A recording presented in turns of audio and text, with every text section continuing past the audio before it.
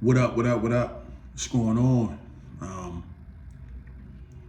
Happy Wednesday, happy hump day to you. Let's have a conversation. I want to do a better job of having more of these conversations with y'all. Let's talk grant money, right? Let's talk grant money. The purpose of these videos that are going to be coming on a consistent basis is really more so for education. So I'm going to try to keep stuff as general. If you ever have any questions about the deep secrets, how it applies to you personally, we can have a one-on-one conversation, but I want to do a better job of helping to educate folks on how these things work. Okay, so let's talk about it. So the first thing in relation to grants that I want you to understand is get that term grant out of your mind. Grant to me is defined as what you would consider to be free money, right? So I give you 20 bucks to go buy a sandwich. I tell you, you ain't got to pay me back. That's a grant, right?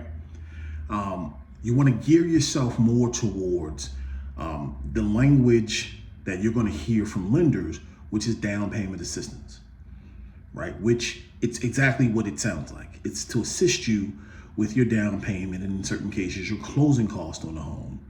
But there's no implication about it being free. All right. So I want you to be clear and concise in understanding that it doesn't mean that it's going to be free. Now, let's talk about some of the generalized terms you'll see. So sometimes you might get a program for down payment assistance that will have a silent second mortgage. Okay, meaning that they're going to give you a certain amount of money. Let's say in this fake example, $5,000, right? And that's going to go towards the cost of your home. But it's not included in your first mortgage. So your first mortgage is the primary lien on your home, and it is the dollar amount that you owe to the mortgage company that lended you said money to buy the house, right? A second mortgage means it's in second lien position, okay? So meaning that it doesn't have as much priority as your first lien, which is the money that secured your house, right?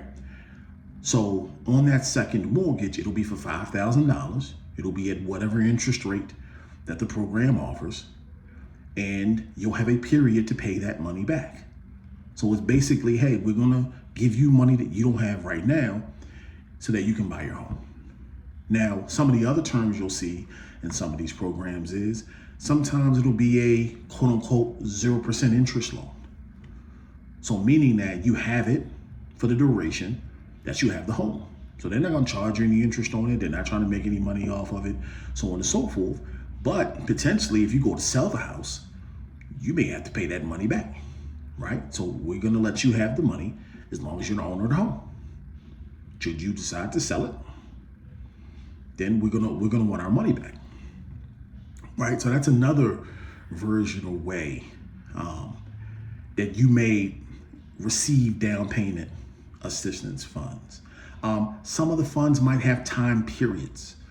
So it might say, hey, this is good. It might say, hey, you're eligible to have these funds for the next 5 years. And as long as you keep the house for the next 5 years and you make your payments on time like you're supposed to, we'll forgive it. It could be 10 years, right? It's a myriad of different ways that time calculation can break down. Okay, so when you go through the process of finding a lender and having a conversation about your options, what a good lender is going to do is break down to you what are your options for assistance and give you the terms. Now, here's the difficult part. The more money that you save and that you have on your own, the more options that you have. Meaning, if you saved a certain amount of money and you keep saving and your savings account is looking good, so on and so forth, then you might have the option that some folks have, which is you might have down payment assistance program money that's available to you, and you might decide, you know what, that's all right, I don't like the terms of the program, so I'm gonna just pay out of pocket. Or you might be eligible for multiple programs, and you might take one program and use it because you like the terms, and you might have another program that you decide that you're not gonna use. So the more money you have, effectively, the more options you have. And that's the biggest thing you want to do is you want to create options for yourself as you're going through this home ownership process.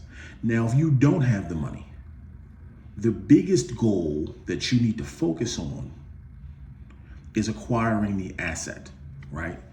So you want to be able to get the home you want for the best price possible. So if you don't have the money, then it may make sense to just use the down payment assistance programs. Because once you get the asset, you can pay down your mortgage down the line. You could refinance the second lien into the first lien. Like, there's so many different options of how you can play it. But the main goal is to get the asset at the best price, to give you a fixed payment on a monthly basis, which you're not going to receive with a rental. And then it's going to allow you to then start to make payments and build equity. And the more equity you build, the better for you, right? Because maybe you decide you want to refinance and pay that second lien that came from the program off. Maybe you decide you want to sell the place down the line for a profit, right?